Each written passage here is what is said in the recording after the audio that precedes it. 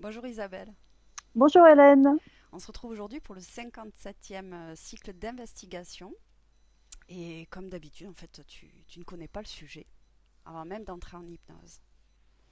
Donc si tu es prête et que tu es bien installée, voilà, prends le temps de bien te sentir au niveau de ton corps, bien confortable. Et dis-moi quand tu te sens confort. Très bien, je suis prête. Ouais, bien.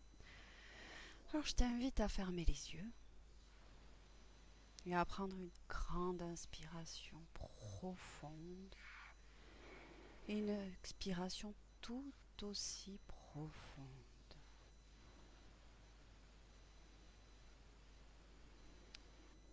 Et je vais compter à l'envers de 10 à 1. Durant ce décompte et pendant la durée de toute cette session, ma voix est ton point d'ancrage. À chaque palier de 10 à 1, ton corps s'enfoncera de plus en plus dans une profonde détente. Je compte de 10 à 10, 2.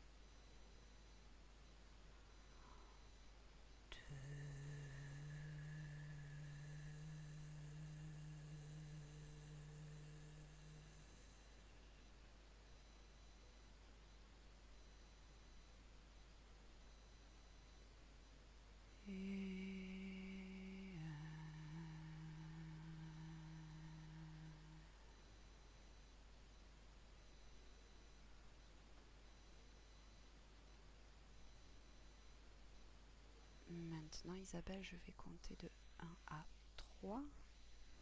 Et à 3, tu vas te connecter au mot âme racine ou super âme. 1, 2, 3.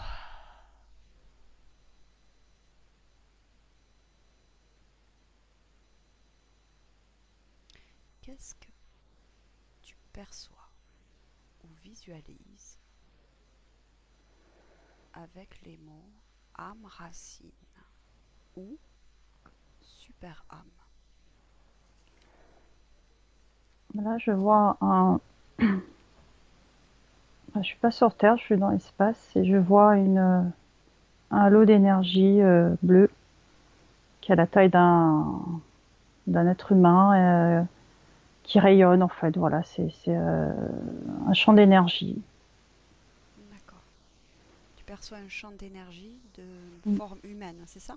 Oui, oui, oui, oui, oui, je vois la taille, mais je vois pas les yeux, le nez. Je vois vraiment que énergie en fait. Je vois pas l'intérieur. Je vois Ça se déploie en des faisceaux d'énergie et c'est effectivement, on observe la forme d'un humain. D'accord. Est-ce que tu as d'autres informations au niveau de cette visualisation? Niveau peut-être. Non, je suggère rien. D'accord. Dis-moi simplement si tu as plus d'informations Mm. dans cette vision. Bah, l'intérieur est comme plutôt couleur blanche, l'extérieur bleu. D'accord. Puis il y a comme un cordon qui lie à autre chose. Continue. Ça lie comme un soleil en fait. Je vois comme un soleil de l'autre côté. Moi, je suis dans l'espace hein, et Mhm. je vois ce cordon qui se rattache à une sphère qui ressemble à un soleil. D'accord. Ok. Autre chose dans tes perceptions ou visualisations? Non, pour l'instant, je vois que cette scène-là en fait. Bien. Maintenant, qu'est-ce que tu perçois ou visualises à travers les mots âme sœur? Bah là, je vois immédiatement deux, un peu la même énergie, mais j'en vois une rouge, une bleue. D'accord. Je pense pas que ce soit, parce que c'est une question de genre. On donne pas la faux, mais je vois deux énergies côte à côte, Mhm. de deux couleurs différentes. D'accord. Là, tu vois sous forme uniquement d'énergie ou comme tout à l'heure, un peu Comme humaine? tout à l'heure, forme la silhouette, on va dire. Donc ça rayonne, hein, et je vois bleu et rouge. D'accord. Est-ce que tu as d'autres informations qui te parviennent en focalisant sur ce que tu perçois? Là, je vois un lien entre les deux. Enfin, je ressens, on va dire, Mhm. un lien. Euh, pour l'instant, je vois que ça, en fait. Mhm. En tout cas, il y a quelque chose. D'accord. Le fait qu'ils soient côte à côte comme ça, on sent qu'il y a une corrélation, en fait. Mais par contre, ils sont indépendants l'un et l'autre. D'accord. Ok. Bien. Y a-t-il une différence entre l'âme sœur et la flamme jumelle? Qu'est-ce que tu observes quand je te dis âme sœur, flamme jumelle? Il y a une nuance, alors j'ai du mal à expliquer. Qu'est-ce que tu vois? Ouais. Flamme jumelle, il y a quelque chose d'énergétique. Je sais pas, il y a un lien énergétique. C'est difficile à. Est-ce que tu as C'est une difficile image, à. tu as une image différente qui se dessine? Ou c'est en termes de ressenti? C'est plus ressenti. Âme sœur, il n'y a pas forcément le même lien énergétique, alors que flamme jumelle. Alors, je sais pas si c'est le mot flamme qui induit ça. Je ressens, hein, c'est ressenti qu'il y a quelque chose en lien avec l'énergie avant la naissance en fait. D'accord. Euh, mais c'est très proche en fait, âme sœur, flamme jumelle. Il y a véritablement des points communs en fait. D'accord. Ok, il y a des points communs, mais c'est pas tout à fait la même chose, si je comprends bien.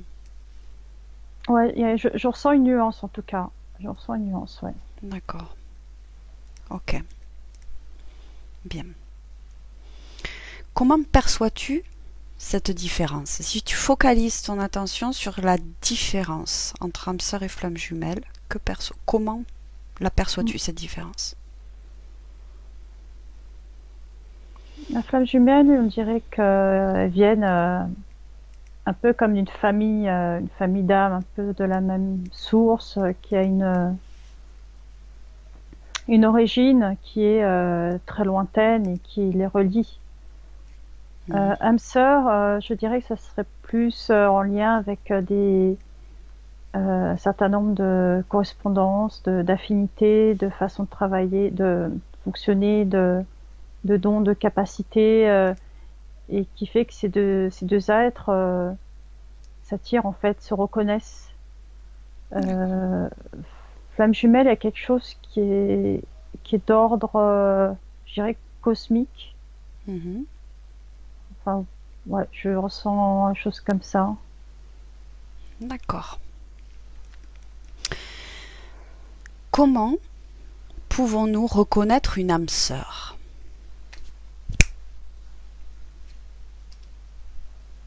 Ah, c'est tic et tac, hein.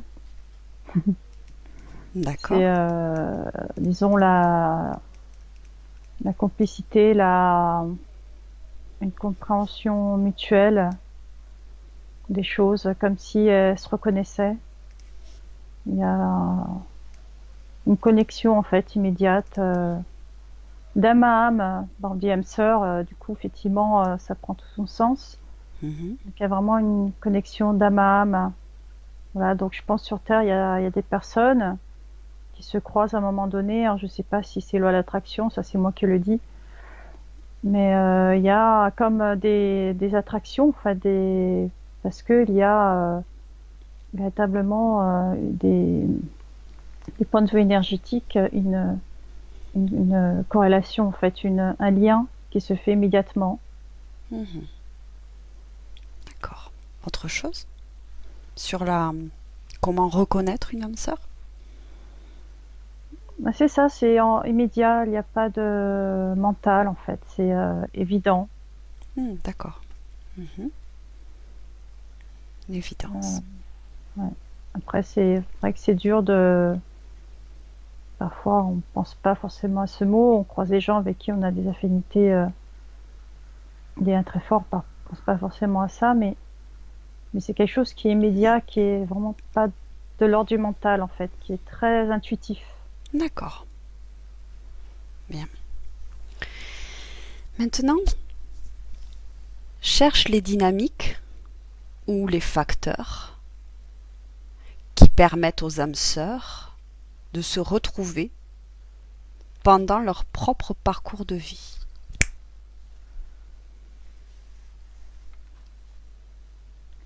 J'essaie après de prendre du recul. Oui, prends la perspective si tu as besoin. Ouais, ouais, là, je suis au-dessus de la Terre. Mhm. J'essaie de voir, d'observer s'il y a C'est vraiment une histoire d'attraction. Alors, je pense pas utiliser le mot loi de l'attraction parce que c'est un peu différent. Mais bah, c'est un peu comme les couples qui se forment, alors que là, âme sœur, c'est pas forcément un couple, ça peut être une amitié en fait, hein. Il y a véritablement une question d'énergie, mais voilà, je vois sur la Terre des sentiments, voilà, des gens qui se reconnaissent en différents points, mais il n'y a pas vraiment de zone géographique ou non, il n'y a vraiment pas ça. C'est comme des aimants qui en fait ça, se retrouvent sur Terre et s'attirent. Mhm. Donc il y a plusieurs petits aimants, en fait, c'est assez rigolo, qui se ch'ting, Mhm. ch'ting, qui Mhm. se... Et est-ce Euh, qu'il y a des facteurs ou dynamiques qui... bah, moi, je vois des énergies comme des aimants qui viennent, qui en fait se retrouvent à un moment donné sur la, sur leur, sur le plan terrestre, en fait. sur leur parcours de vie? Ouais, ouais, ouais. D'accord. Donc, si je comprends bien, ce que tu perçois, c'est qu'en fait, il y a, en tout cas dans ce que tu dis, il n'y a pas de facteur extérieur. C'est quelque chose de très interne.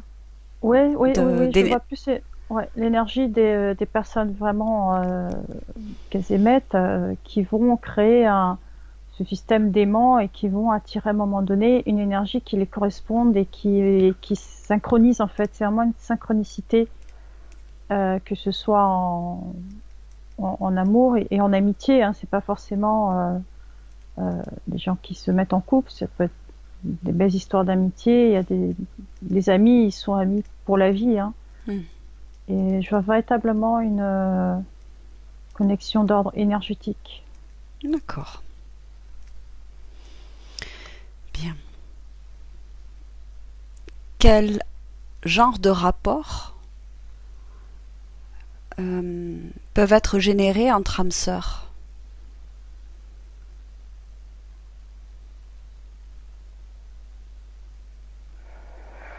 Je pense que c'est une compréhension des choses. Elles ont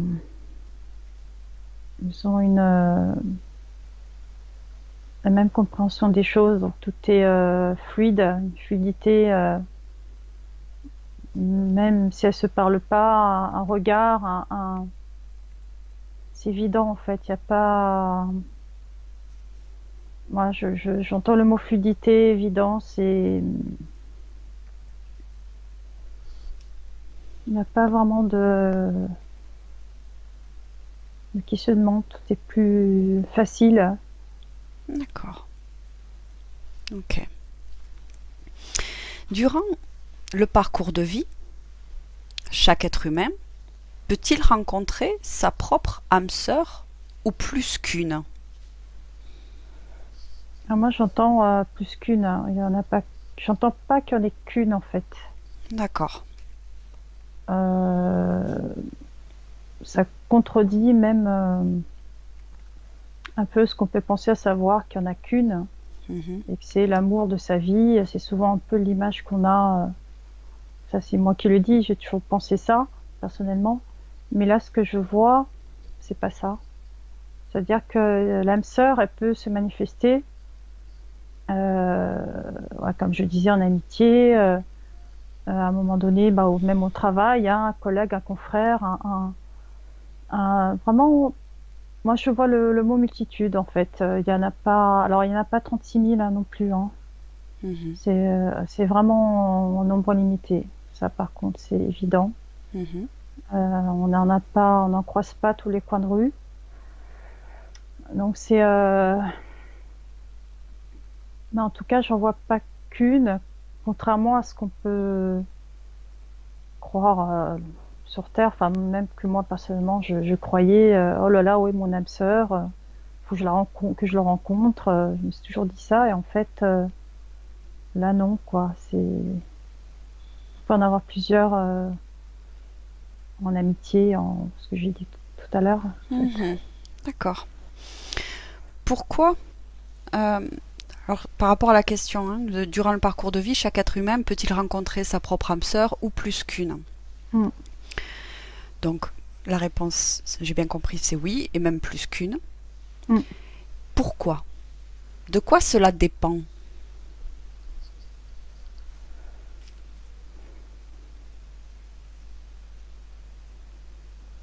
Moi, je vois le mot fréquence, vibration, c'est comme si on allait attirer. C'est vraiment une question alors, je sais pas, c'est fréquence ou vibration.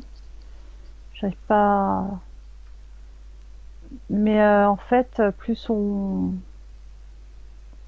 travaille sur soi, qu'on déploie notre énergie, plus on va attirer vers soi une personne qui a une énergie correspondante en fait et qui se synchronise. Donc c'est même plus simple que ce que j'aurais moi-même cru. Je croyais que c'était un truc super compliqué. Mais en fait, on peut avoir effectivement plusieurs âmes sœurs parce que dans nos chemins, on rencontre effectivement des gens qui ont les mêmes fréquences, en fait, qui ont les mêmes... et ça crée effectivement cette synchronicité, quoi. Enfin, c'est ce que je vois en visu.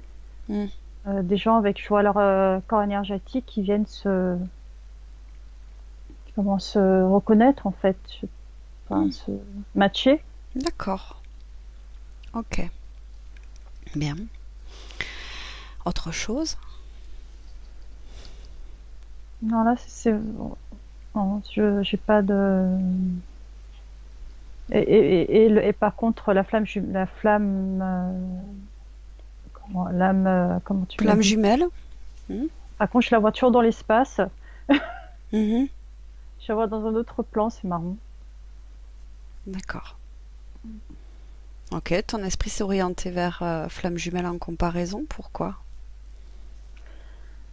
Parce qu'il y a une connotation vraiment d'ordre, alors je ne sais pas si c'est spirituel ou cosmique, je ne saurais pas quel terme employer, mais il y a quelque chose qui provient, j'entends famille d'âme, ou en tout cas, il y a vraiment une consonance qui est beaucoup plus lointaine en fait. Il y a un lien qui est beaucoup plus, ouais, qui vient aussi d'autres plans, même avant de s'incarner, si tu veux. Je vois quelque chose de plus fort. Enfin, il y a quand même, ouais, une nuance avec la première thématique. D'accord, Les bien. âmes, Ok, revenons aux âmes sœurs. âmes sœurs, oui. Qu'est-ce qu'implique, hein, d'un point de vue karmique, cette rencontre? Moi, j'entends travailler sur soi dans le sens, ça nous aide à évoluer en fait, parce que on n'évolue pas seul. Enfin, il y a le travail intérieur qu'on fait chacun individuellement, mais c'est important à un moment donné, ben, on vient s'accompagner en fait par ses âmes sœurs, âmes frères, âmes sœurs. C'est comme si on s'accompagnait sur un bout de chemin de vie. Mhm. Tu vois, je vois ce système, voilà, de rencontres, des gens qui se synchronisent et qui font un bout de chemin, et qui rencontrent d'autres et qui se quittent pas forcément, hein, ça peut durer toute une vie, mais c'est vraiment un accompagnement dans un chemin aussi d'éveil personnel, parce que ayant le même langage, Mhm. du coup, ça sera plus facile de parler, voilà, mettons, de spiritualité, de méditation, de capacité, de philosophie, de courant de pensée. Mhm. Et du coup, effectivement, il y a un accompagnement. Enfin, je ressens quelque chose dans ce sens-là. D'accord. Autre chose? Non, non, j'ai pas d'autres infos. Bien. Y a-t-il des âmes conscientes d'être des âmes sœurs après la réincarnation? Ouais, Comment peuvent-elles le percevoir? j'entends toujours le mot évidence. D'accord. Ouais. D'ailleurs, souvent, il et elle le disent. On entend souvent, j'ai rencontré mon âme sœur. Alors, c'est pas toujours vrai, hein. Attention, il y a des fois, c'est pas du tout le cas. Mais on dirait que c'est une évidence. Il n'y a pas de mental là-dedans. C'est une évidence. Il n'y a pas de questionnement mental. Ok. Est-ce que les âmes sœurs peuvent avoir des objectifs?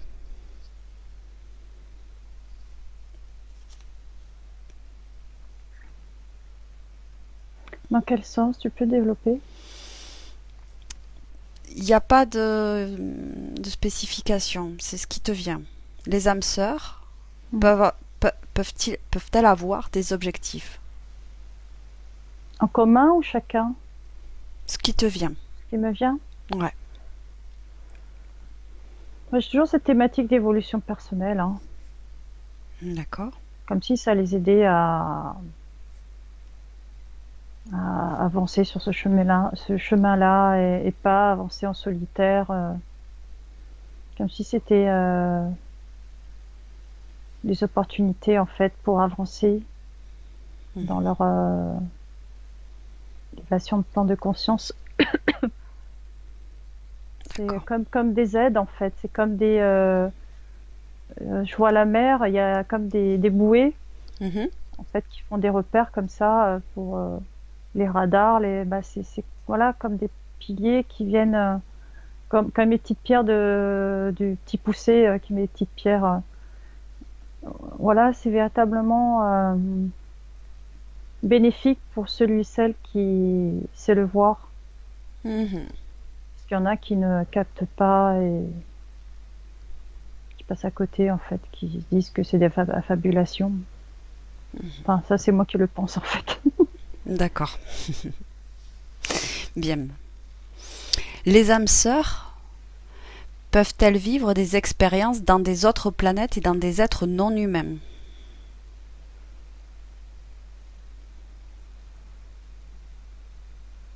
C'est-à-dire des âmes sœurs se retrouver dans des corps non humains, mais Mm. être toujours des âmes sœurs, Mm.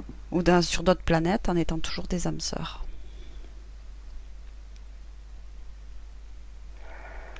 Alors, je suis encore sur Terre, là. J'essaie de quitter la Terre un instant. Je prends du recul. J'ai du mal à percevoir l'info. Peut-être que je la verrai tout à l'heure. Ben déjà, ce qu'on peut faire, c'est que tu vas te déconnecter de la scène que tu vois. Ouais, ouais. Voilà. Et tu vas me répondre déjà par oui ou non, ok, à la question. Mm. Les âmes sœurs peuvent-elles vivre des expériences dans d'autres planètes et dans des êtres non humains, oui ou non? Oui. Ok. Alors maintenant, regarde. Cherche l'info, focalise. Là, je vois des planètes. Enfin, là, je suis carrément dans. Je sais pas où je suis, mais je vois des êtres non humains, en fait. Mhm. Donc, bah, je les vois. Enfin, je pense que c'est eux ou elles. Mhm. Quelle apparence ont-ils? Est-ce que tu peux me décrire?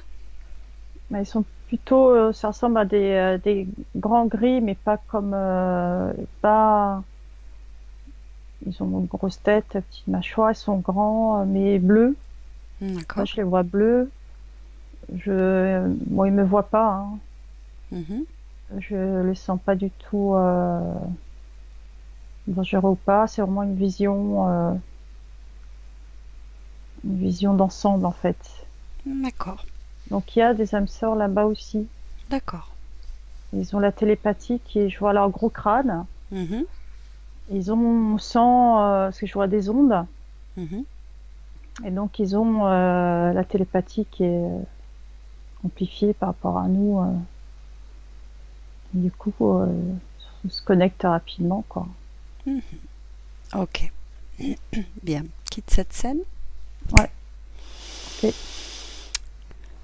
Quels sont les avantages ou les inconvénients de vivre une expérience en troisième dimension Mhm. avec une âme sœur ou simplement la rencontrer?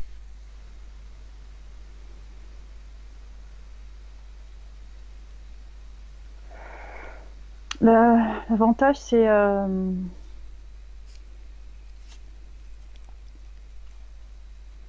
notion de partage, de compréhension, d'accompagnement, comme je disais tout à l'heure. Mhm. Euh, donc, je vois des personnes qui sont main dans la main. Enfin, Mhm. il y a effectivement une belle connexion. Après, il faut pas que ça devienne fusionnel, c'est-à-dire que ça reste quand même des êtres, je les vois vraiment, voilà, bleu-rouge, Mhm. qui restent quand même avec leur propre identité. D'accord. Donc c'est pas non plus une fusion, une relation fusionnelle, je dirais. Mhm. Il y a quand même l'idée de garder son alignement propre, en fait. D'accord. D'autres avantages?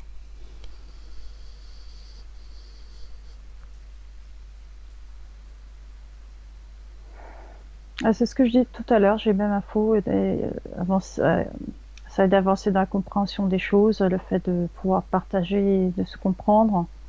On se sent peut-être moins seul, il y a des personnes qui se sentent parfois incomprises et ils regardent une rencontre avec une âme sœur, entre guillemets. Mhm. C'est vrai que bah, ça apporte effectivement du baume au cœur, hein, très clairement. Voilà, c'est des connexions très très riches. Mhm. Donc je vois que c'est des paliers pour accélérer compréhension des choses. Mhm. Et d'un point de vue, est-ce qu'il y a des inconvénients à vivre cette expérience, de rencontrer... Bah justement, faut pas que Voilà. ce soit fusionnel en fait.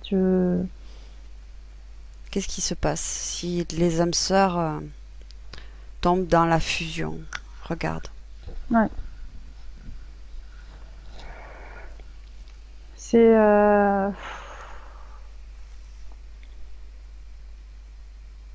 ouais, je vois des êtres qui seraient je vois leur plan énergétique qui ça fait comme des éclairs, ça crée bah, ils en perdent eux-mêmes leur propre individualité, c'est-à-dire que si elles se fusionnent trop, ça ne peut pas leur être bénéfique à long terme. Mhm. Donc il y a vraiment cette idée de connecter avec cette personne, mais de garder sa propre individualité. Âme sœur veut pas dire fusion. Mhm. D'accord. Autre chose? Non, non, je vois vraiment les deux personnes qui... Ah, ça a coupé. Tu m'entends, Isabelle?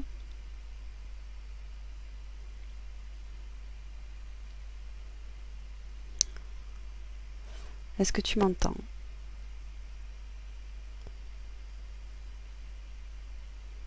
Isabelle?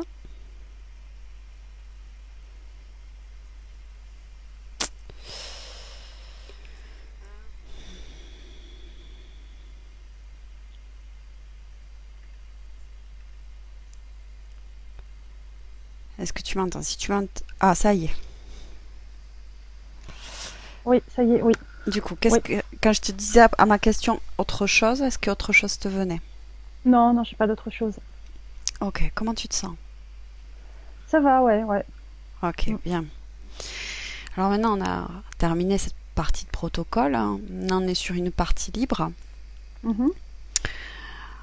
Donc, si j'ai bien compris, ce qu'on appelle une âme sœur, c'est en fait, d'après ce que tu perçois, deux êtres qui vibrent dans des mêmes ondes, des mêmes fréquences et qui en fait, parce que ben, on s'attire dans les mêmes fréquences, ça, on se Oui, rencontre. oui, oui, oui, c'est vrai. Il y a vraiment un plan, le plan énergétique à que faire dans tout ça. Mhm, d'accord. Est-ce que ces âmes-là, avant de s'incarner, ont prévu de se retrouver? Il Sur- faudrait que je fasse un zoom sur des gens qui... Ok, trouve deux âmes sœurs sur un Ouais, plan 3D. À partir de là, sur un plan 3D, un plan terrestre, ouais. incarné, deux âmes sœurs. Mhm. Est-ce que tu y es? Ouais, ouais, ouais. Tu vois quoi?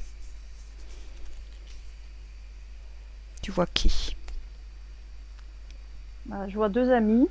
Donc amis, par contre, faudrait que je remonte en fait à Attends. Ah d'accord, d'accord. D'ab- d'ab- Oui chef, oui chef. T'es pressé? Oui, oui, oui, oui, oui. On a le temps. Donc ça va, je les vois, tout va bien. Ok, bien. Maintenant, tu vas prendre de la perspective. Mhm. Tu vas observer, en fait. Tu vas prendre l'information au niveau de leur ligne de temps, en fait, de leur parcours. Et observe déjà peut-être s'ils se sont déjà rencontrés d'autres fois sur leur ligne de temps. Mm. Là, je vois, oui. D'accord. Et est-ce que dans l'entre-deux-vie, enfin ce qu'on appelle l'entre-deux-vie, Mhm. est-ce qu'ils se retrouvent aussi?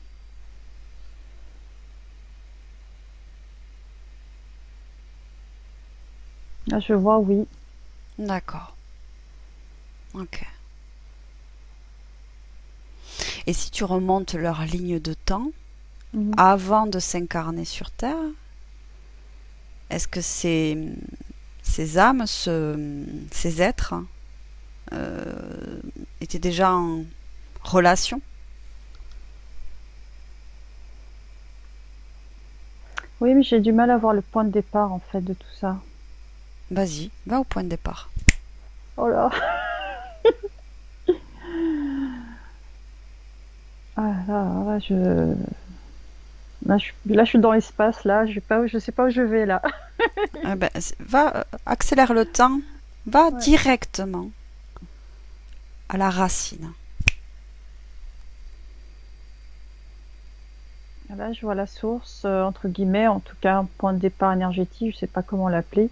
Bah, je retrouve le soleil de tout à l'heure, en fait. On dirait que comme si les âmes venaient de là, en fait. Alors, c'est D'accord. peut-être un symbole, hein. En tout cas, je vois comme un soleil,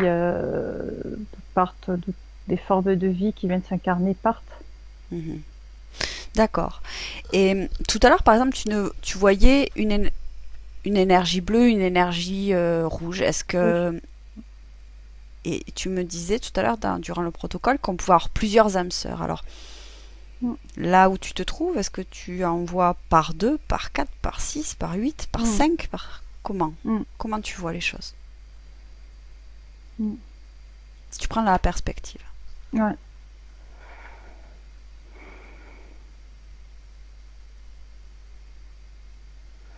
Ouais, c'est des combinaisons, en fait. Il y a plusieurs âmes sœurs comme si elles savaient qu'elles allaient se réincarner à un moment donné, en ligne de temps. Mais je vois, voilà, plusieurs couleurs qui viennent se combiner. C'est pas forcément... C'est très flou, hein. J'ai du mal à voir l'information. Est-ce que ce serait un petit peu comme... tu parlais d'aimant aussi. Est-ce que c'est un peu une histoire de polarité? Oui, oui, oui, c'est histoire de polarité, ouais. Et comme si, voilà, une âme pouvait avoir une énergie, en tout cas, pouvait avoir une polarité avec plusieurs autres, et qu'il y avait ces rencontres sur Terre, en fait, qui Mhm. allaient comme un roulement, et qui allaient se croiser, s'entrecroiser. Alors vraiment, je vois dans la très globalité, hein. Là, je vois plus de personnes, je vois dans la globalité. Mhm.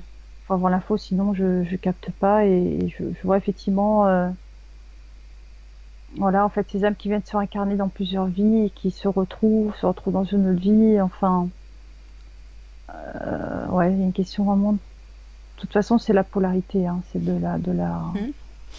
D'ailleurs, j'ai une question qui me vient là. Mhm. Est-ce qu'il y a des âmes qui n'ont pas d'âme sœur? Alors, je vais regarder, je retourne à 3D. Pas forcément.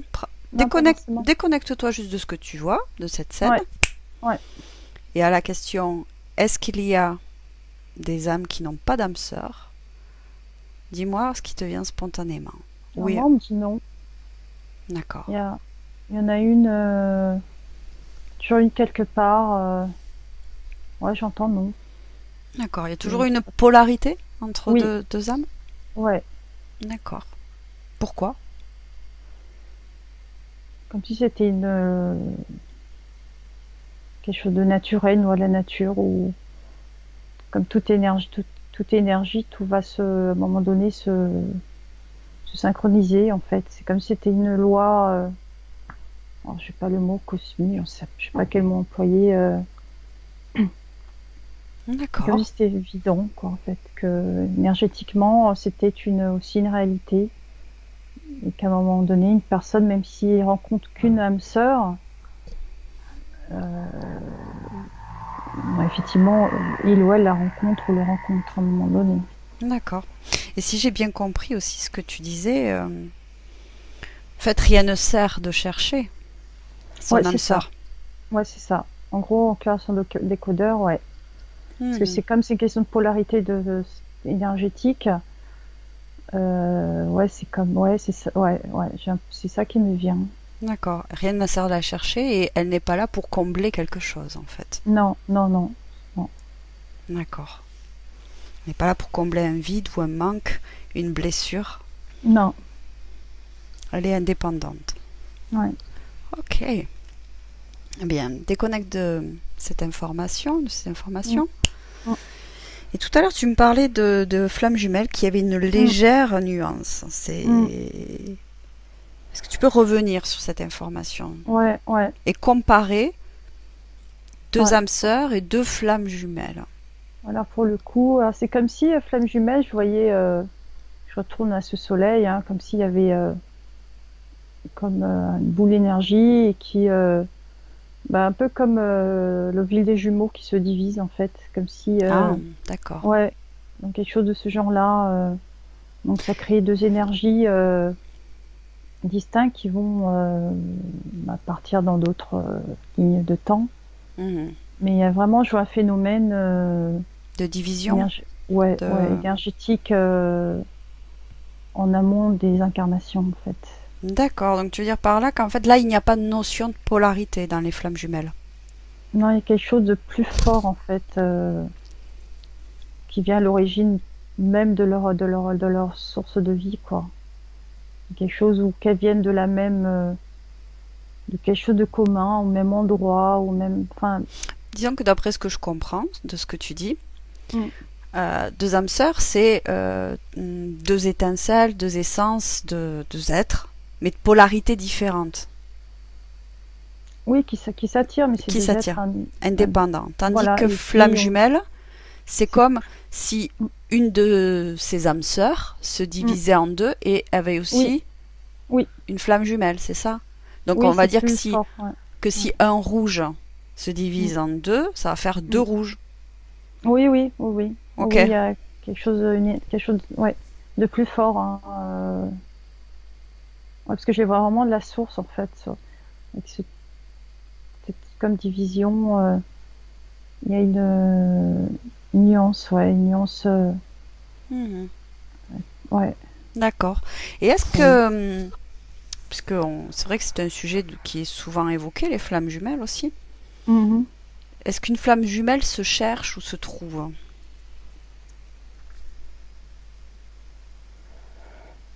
Se cherche, se trouve.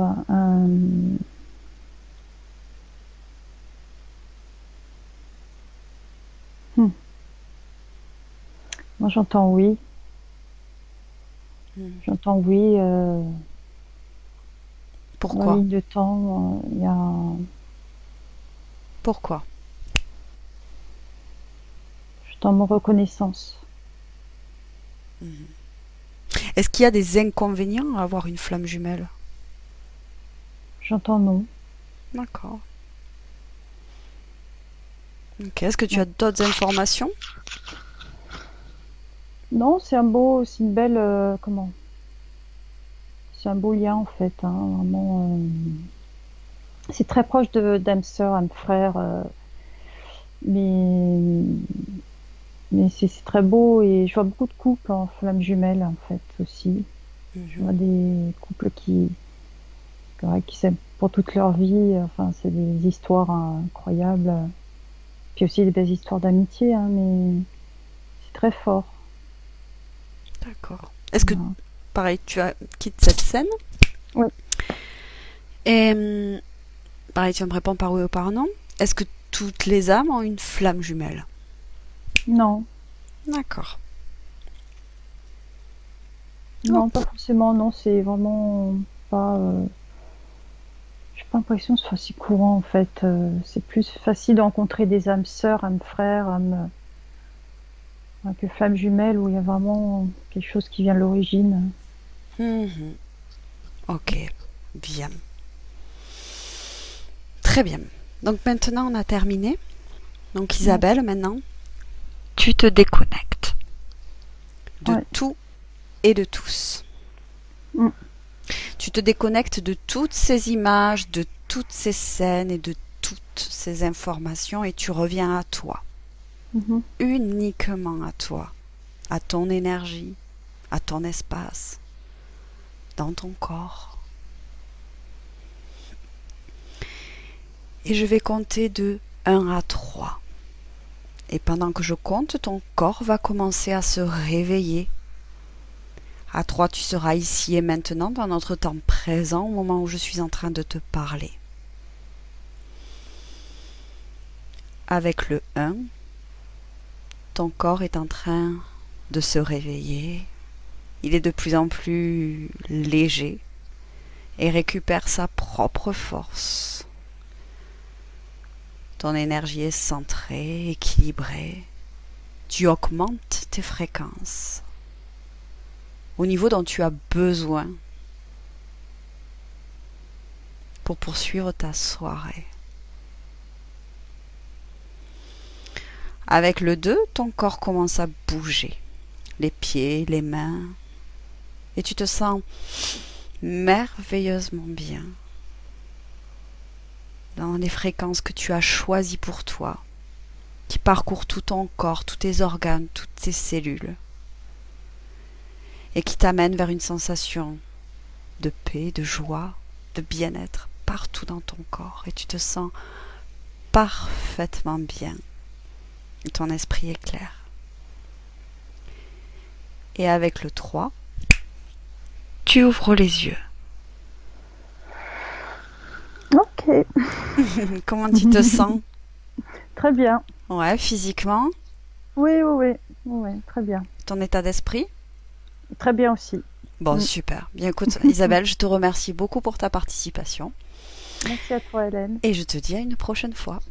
À bientôt. Au revoir. Au revoir. Benvenuto a questo nuovo video di Disclosures. Oggi parliamo della cosiddetta sessione di ipnosi investigativa. In realtà non esiste una sessione di ipnosi investigativa. Non che non si possa fare investigazione di ipnosi, però è che non esiste una sola sessione di ipnosi per dire si è fatta investigazione, per prendere quell'informazione come buona. Perché? Sappiamo intanto che l'informazione che arriva in ipnosi è molto contaminata. La percentuale di inquinamento dell'informazione è altissima. Pensate a questa informazione che viaggia per tantissime dimensioni, attraversa densità, passa per coscienze che volontariamente o involontariamente possono distorcerla. E poi arriva infine alla persona che sta in ipnosi, che ha una coscienza, ha una mente, ha un'esperienza e interpreta questa informazione secondo la sua struttura mentale, secondo le sue credenze, che per quanto si possa essere più o meno liberi mentalmente, liberi pensatori, sempre c'è una parte subliminale che interpreta in base all'educazione ricevuta, alla cultura e perché no, anche tutte le esperienze di esistenze passate che ancora lasciano un segno in noi. Per capirci, è come se dovessimo parlare con un'altra persona immersi nell'acqua, a qualche metro di distanza, cercando di utilizzare un mezzo, che è quello della corda vocale, che è fatto per produrre suoni da trasmettere nell'aria. Noi stiamo utilizzando questo strumento per far passare un'onda sonora nell'acqua o in un liquido. Chiaramente il suono viene completamente distorto, sempre ammesso che sia per il nostro corpo facile e non difficoltoso poterlo fare senza avere dei problemi come ingurgitare acqua o eccetera. Ma non solo. Supponiamo che per questo tipo di comunicazione utilizziamo anche due lingue diverse, per esempio un italiano e un russo o un giapponese. Per quanto possiamo anche interpretare il labiale, non possiamo capire quello che ci sta dicendo, perché la lingua è diversa. La lingua, diciamo, da dove parte l'informazione a dove arriva è completamente diversa, il codice, il linguaggio è diverso. Ma possiamo anche cercare di capirci attraverso i gesti, attraverso le espressioni facciali. Per quanto sia ipoteticamente facile poterlo fare sott'acqua, però non dobbiamo dimenticare che l'acqua non è l'aria e può distorcere l'immagine, ma non solo. Dobbiamo anche pensare che l'altra persona, che parla un'altra lingua, che viene da un'altra cultura, potrebbe interpretare i segnali che noi interpretiamo come X in Y. Per noi un sì è abbassare la testa dall'alto verso il basso, per esempio, sì, e il no da sinistra verso destra, no. In alcuni paesi orientali, come le Filippine credo o qualcun altro, utilizzano esattamente gli stessi segni, ma al contrario. No, sì. Immaginate due persone di queste due culture che stanno cercando di comunicare in maniera così difficoltosa e alla fine non gli rimane altro che interpretare il linguaggio corporale. Sì, che per l'altro invece no.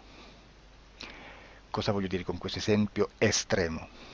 Che l'informazione da dove parte a dove arriva viene completamente deformata. Non sappiamo esattamente quale percentuale perché ogni situazione è a sé stante, però la percentuale di inquinamento, di distorsione, di contaminazione di questa informazione è assolutamente alto. Quindi fare una sessione investigativa, mettere una persona in ipnosi e chiedere di Tizio Caio Sempronio di una situazione o chiedere certi dati è assolutamente controproducente, è assolutamente inutile. Quindi vi chiederete cosa fate allora voi quando fate ipnosi, quando fate delle domande, quando cercate delle risposte e con queste informazioni che vi arrivano lavorate sulla situazione esoterica del cliente. Beh, non facciamo altro che recuperare questa informazione solamente per arrivare al problema del cliente e poi lavorarci. Quindi il valore dell'informazione non è quello di un'istruzione, quello di memorizzare dei dati e di prenderli per buoni, ma è un veicolo di movimento, di trasporto verso la causa del problema per poi lavorarci. Quindi lo scopo di questo tipo di informazione che si prende dalla singola sessione è completamente un altro. Come si fa quindi? Investigazione in ipnosi. Il lavoro non è semplice, il lavoro è lungo, difficoltoso, stancante. È necessario farlo anche in squadra perché bisogna moltiplicare il numero di sessioni da fare e una sola persona potrebbe farlo soltanto in un tempo estremamente largo. Noi abbiamo delle informazioni che prendiamo ormai per buone, ci lavoriamo, danno dei risultati e quindi per noi sono buone. E come abbiamo fatto ad avere queste informazioni? Per esempio, come facciamo a sapere che un extraterrestre chiamato il cosiddetto grigio è più o meno alto X, poi ci sono magari quelli anche un po' più alti, ma hanno un corpo strano, hanno una pelle grigio-verde, hanno degli occhi grandi a mandorla, neri, senza una pupilla visibile, non hanno quasi bocca né naso né orecchie, hanno soltanto delle fessure, non hanno organi genitali, hanno degli arti molto più lunghi rispetto alla proporzione che potrebbe avere il corpo umano e di solito hanno meno dita delle 5 del corpo umano, eccetera, eccetera, eccetera. O se no prendiamo un altro tipo di essere che possiamo incontrare in ipnosi, come facciamo a dire che hanno delle somiglianze con i rettili, gli animali rettili terrestri o gli invertebrati, gli insetti terrestri? Perché? Perché siamo sicuri di questa informazione e ci lavoriamo e quando ci arriva la prendiamo già per buona, nonostante sia anch'essa contaminata. Perché queste informazioni sono arrivate da tantissime sessioni, fatte da tantissime persone, con tantissime altre persone sotto ipnosi e che nel contesto di tutto il lavoro gli uni non sapevano degli altri. Questo dato può essere più o meno rilevante, sempre c'è contaminazione e quindi possiamo prendere per buono anche un gruppo di lavoro dove l'uno possa sapere dell'altro. Ci potrebbe essere una contaminazione del contesto di quel gruppo di lavoro, ma si aggiunge semplicemente una piccola percentuale di questa contaminazione a già la grande che esiste. Non è così impossibile lavorarci. Da tutte queste sessioni, da questo grande numero di sessioni, migliaia, diciamo migliaia, noi prendiamo solamente quell'informazione che è uguale a tutte, che è in comune a tutte, o a quasi, perché magari qualcuna ci potrebbe essere niente in comune per una fortissima contaminazione, perché no? Ma dobbiamo prendere una stragrande maggioranza, proporzionalmente abnorme rispetto a quello che potrebbe essere un minimo di scartabile, e lì possiamo prendere per buona questa informazione. Quindi se noi su 10.000 persone diverse, con operatori anche diversi, in cui in ogni sessione vediamo un essere che più o meno ha le stesse caratteristiche del grigio o dell'insettoide, a forma di mantide religiosa, o il rettile a forma di lucertola, per esempio, di serpente o di quello che sia, o se vediamo il pianeta Marte più o meno di colore rosso, o se vediamo dei sotterranei eterici, non fisici, nel sottosuolo terrestre, soprattutto sotto le grandi città, dove c'è concentrato molto potere, molta energia di questo tipo, e che più ne hai più ne metta. Se vediamo degli impianti che hanno certi tipi di funzioni, certi tipi di forme in certe parti del corpo, e questa informazione la ritroviamo tutta o quasi in tutte le sessioni fatte, eseguite, realizzate da tanti anni a questa parte, significa che quella è una informazione affidabile. E vi posso garantire che stiamo parlando di una percentuale bassissima. Su un 100% staremo, credo, forse più in basso di un 3, di un 2-3%. Immaginate, tutto il resto è spazzatura, è informazione spazzatura. Sì, spazzatura.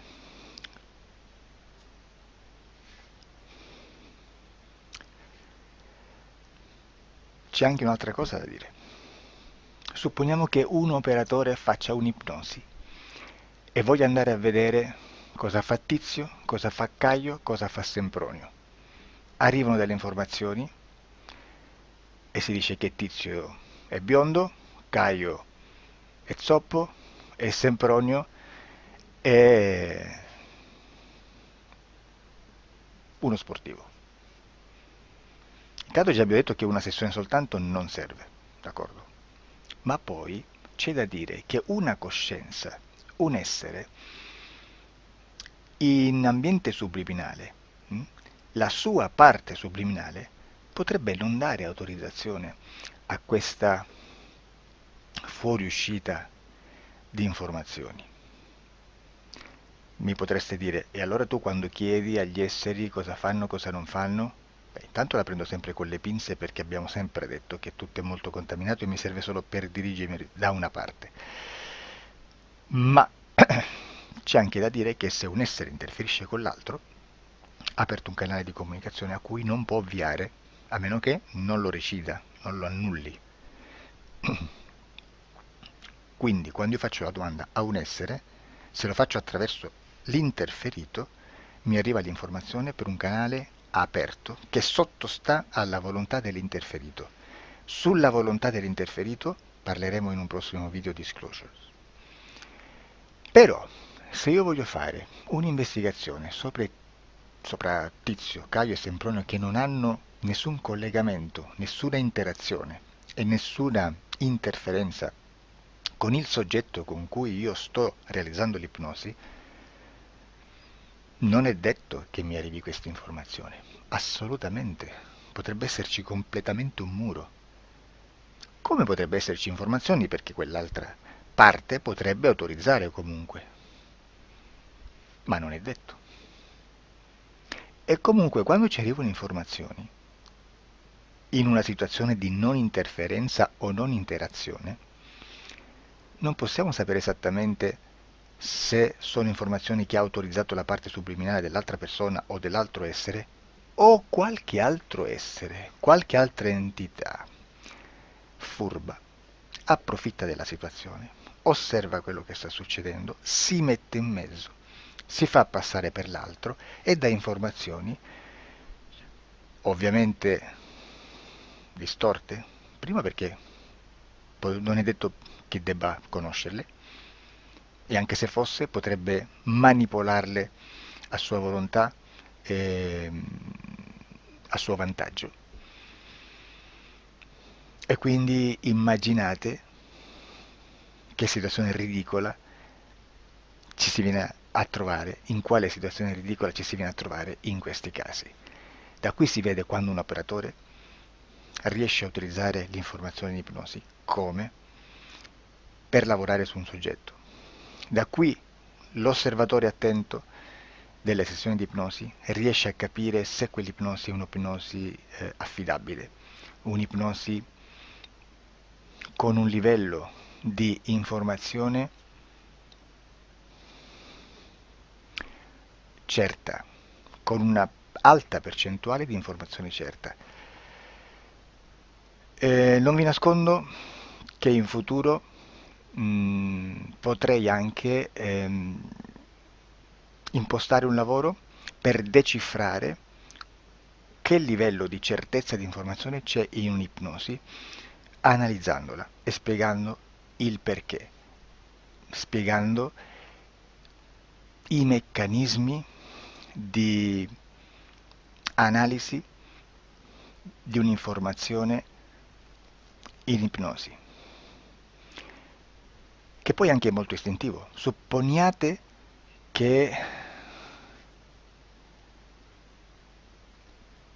che dobbiamo cercare un'informazione su internet, per esempio un fatto di cronaca. Voi preferite mettervi su un sito ufficiale? A caso.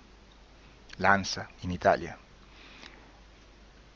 ADN Kronos, qualche telegiornale che per quanto possano manipolare l'informazione ad alti livelli, comunque possiamo dare affidabile la fonte dell'informazione che viene trasmessa. Non possono trasmettere una bufala sicuramente. Verrà sicuramente manipolata ad altri livelli. Ne parleremo in altri video, ma a livello base la fonte è certa. Sicuramente non andrete a cercare questa informazione sul primo sito, il primo blog che vi passa davanti e magari c'ha 4 followers.